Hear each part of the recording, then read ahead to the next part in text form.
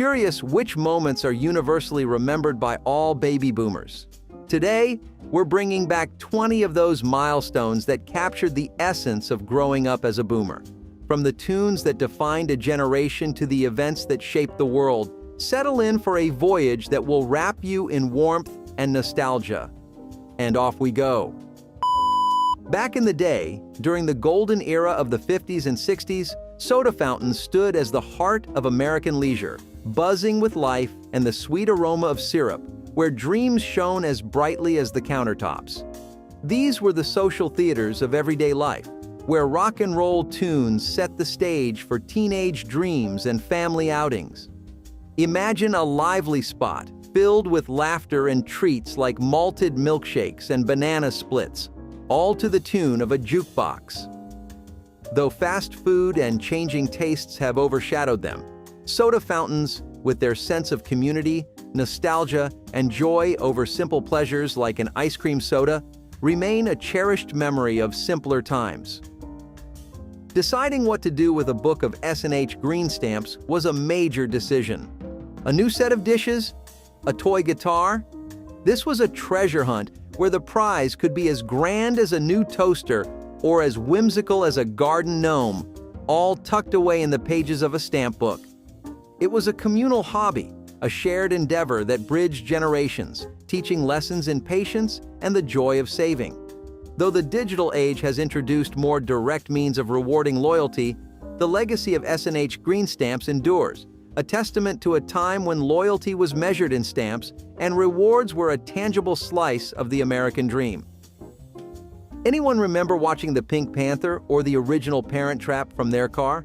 Drive-in movies are a nostalgic symbol across all generations these days, but only boomers truly remember the experience in its golden age. Here, families and friends congregated under the starlit sky, their cars turned into private viewing booths where popcorn was passed hand to hand and movies were watched with a sense of freedom that indoor theaters couldn't match.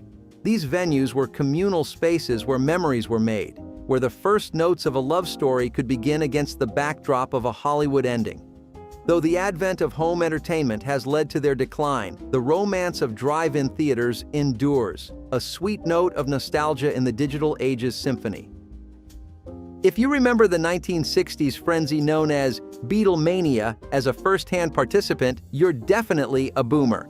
The Beatles catapulted into global superstardom around 1963, and their then unprecedented fan base is still an icon of the era. It wasn't merely about the music, though the tunes were catchy enough to hum for days. It was about the moment, the feeling, the unbridled joy of being part of something larger than life. The Beatles, with their cheeky smiles and Liverpudlian lilt, were the Pied Pipers of a generation, leading legions of fans through the streets of new sonic landscapes.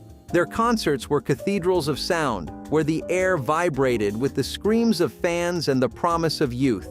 Beatlemania changed the world, leaving a legacy of innovation and freedom that still echoes today. There was a time when television whispered goodnight with the strains of the national anthem, a patriotic lullaby that marked the end of the broadcast day. This tradition, steeped in a sense of national pride, was a daily ritual that united viewers, a shared moment of reflection in the glow of the TV screen. It was a reminder of shared values and common dreams, a closing note that spoke of unity and belonging in a vast and varied nation. As 24-hour programming dawned and the anthem faded from the airwaves, the memory of this tradition lingers, a symbol of a time when television was not just entertainment, but a communal hearth, where the nation could gather and be reminded of its shared identity and values. Even if boomers were too young to remember President Lyndon B. Johnson signing the act, which outlaws discrimination, they've probably experienced the effects of the changes in policy it brought about, like the integration of schools. The Civil Rights Act of 1964 stands as a towering milestone in the journey toward equality in America, a beacon of hope that illuminated the path forward. It was a declaration, loud and clear, that discrimination would no longer be tolerated under the law. This act was a victory, hard-won by the sweat and tears of countless individuals who dared to dream of a world where everyone had a seat at the table. Its passage was not just a political triumph, but a cultural shift, signaling the beginning of the end for the entrenched barriers of racism and segregation. While the journey towards equality continues, the Civil Rights Act remains a cornerstone. If you wanted to call a friend or a business, you had to flip through the phone book to find their number. Were you listed in the white pages? It was a catalog of lives, businesses, and services, a physical manifestation of the network that connected us all. Flipping through its pages was a tactile journey, a reminder of the interconnectedness that binds us. The decline of the phone book, hastened by the rise of the internet, marks the end of an era of tangible connections. Yet for those who remember its heft and scope, the phone book remains a symbol of a time when the world was at your fingertips, just a page turn away. In the heyday of analog photography, FlashCubes stood as tiny beacons of innovation, illuminating the faces of the 60s and 70s with a burst of light and a click. These cubic wonders, with their single-use flashbulbs, transformed the average Joe into a moment-capturing maestro, banishing shadows and brightening smiles in living rooms and birthday parties alike. FlashCubes symbolize the democratization of photography, a step towards capturing life's fleeting moments without the need for a photography degree. Though their glory days were numbered, with technology marching on to sleeker, more integrated solutions, the era of FlashCubes remains a nostalgic snapshot of a time when capturing memories required a physical flash of genius 4 times over. ABC's Wide World of Sports was some of the most sensational TV of its time, capturing the essence of sports in America with Evel Knievel's breathtaking stunts as a defining highlight. On February 5, 1976, viewers were glued to their screens as Knievel pulled off one of his legendary jumps, embodying the extreme of human spirit and daring. His motorcycle leaps were epic narratives of man versus the impossible, capturing the imaginations of viewers and inspiring a generation to reach for the stars, or at least jump over a bunch of cars. This show expanded the horizons of sports broadcasting, setting the stage for the future of sports entertainment. Oh, how far technology has come. Back in the day, electronic calculators were the hot tool that promised to make long division a thing of the past, though the original tool was a bit clunkier than today's sleek handheld calculators. The days of slide rules and penciled equations stretching across pages were gone. In their place stood a device that promised liberation from the numerical grind. These calculators transformed education, commerce, and daily life, making the esoteric realms of mathematics accessible to the masses. Their arrival marked a pivotal moment in the digital revolution, a leap towards a future where technology would become an extension of the human mind, forever altering our relationship with numbers. Debuting on NBC's Puppet Playhouse TV show in 1947, the Howdy Doody puppet soon after earned his own show. Howdy Doody, with his freckled face and eternal grin, was a pioneer of the airwaves, a marionette maestro who brought laughter and learning to the living rooms of post-war America. The show was a medley of entertainment and education, a place where children could gather around the television set as a community, learning the values of friendship and honesty. Howdy Doody was adored, his adventures and misadventures sparking imaginations and fostering a sense of belonging among his young audience. His legacy lives on, a testament to the power of storytelling and the enduring charm of a puppet who became a cultural icon. In the 60s, people were putting everything in Jell-O, and we do mean everything: ham, salmon, lamb, cottage cheese, fruit. The list goes on. Thankfully, that trend has faded. From savory salads suspended in lime gelatin to desserts dotted with marshmallows, Jell-O dishes were a staple of family gatherings and potlucks, a testament to an era's love affair with convenience and innovation. These creations, often colorful and occasionally confounding, captured the spirit of a time when the kitchen was a laboratory for exploring the new and the novel. The Jell-O era, marked by culinary curiosity, remains a distinct and explorative chapter in American food history. These kids' bikes were designed to look like a chopper, with the high handlebars, smaller wheels, and that classic banana seat. These bikes, emblematic of 60s and 70s childhood joy and adventure, were the vehicles of choice for explorers of suburban frontiers, the companions in quests for independence and the thrill of the ride. Riding a banana seat bike was an act of expression, a declaration of style and fun, evoking a sense of community and exploration. The legacy of these bikes rides on, a sweet reminder of a time when joy was found in the simple pleasure of a bike ride with friends under the wide open sky. Air travel has changed in so many ways, but baby boomers remember when it was common to see people smoking on airplanes.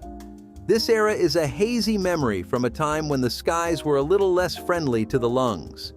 The gradual extinguishing of smoking on flights marked a turning point in public health awareness and policy, a shift towards a clearer, cleaner flying experience.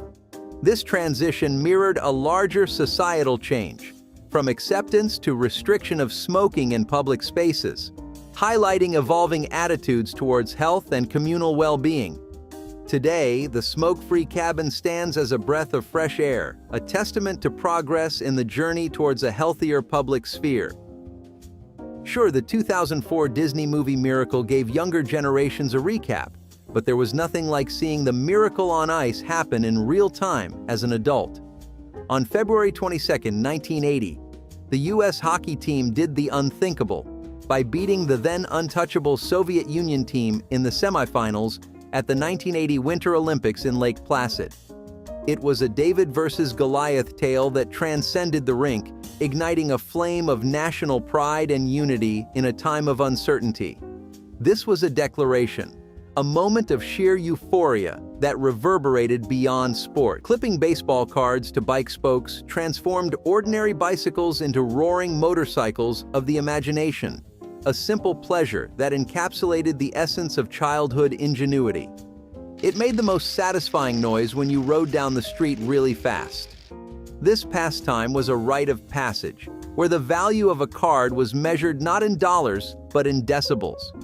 The ritual of choosing which hero to sacrifice to the spokes was a testament to youthful priorities, a balance between admiration and the allure of acoustic horsepower.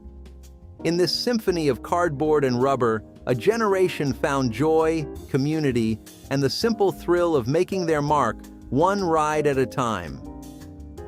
Technically, these types of meals are still around today, but only certain people will remember when these were invented.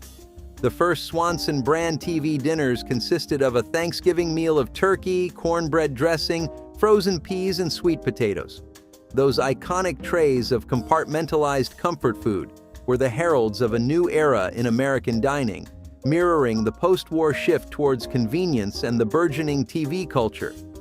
The TV dinner was a cultural artifact, emblematic of changing family dynamics, the rise of consumer culture, and the quest for simplicity in the complexity of modern life.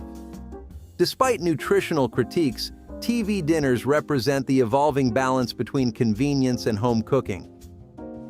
About 30% of milk was still delivered to homes in the 1960s. Prior to that, it was by far the most popular way for consumers to get their milk. This service, emblematic of a broader era of home delivery, fostered a sense of community and trust, turning transactions into interactions. The decline of the milkman mirrored broader shifts towards self-service and supermarket dominance, yet recent trends towards local and home-delivered goods suggest a nostalgic longing for the personal touch and convenience that the milkman represented. Before digital communication, telephone operators were key connectors, facilitating long-distance conversations through their expertise in navigating complex networks. Later generations probably have no idea that you use dial 0 and then talk to a real live person to direct your call. Their role was personal, a comforting presence in the impersonal expanse of the telephone network. The transition to automated systems marked a leap forward in efficiency, but also the end of an era defined by the warmth of human interaction. The golden age of arcades was a testament to the allure of pixelated adventures and the camaraderie found in these neon-lit temples of entertainment. These spaces, buzzing with the sound of coins dropping and high scores toppling, were communal hubs where friendships were forged over joysticks and rivalries were settled on the scoreboard. Classics like Pac-Man and Donkey Kong were cultural phenomena that bridged the gap between technology and entertainment, creating a shared vocabulary for a generation. The shift from arcades to home gaming ended an era, but the comeback of retro gaming and arcade bars shows a nostalgia for arcade camaraderie. Did those baby boomer memories hit home for you? If so, like this video, click subscribe and stay tuned for more nostalgia trips.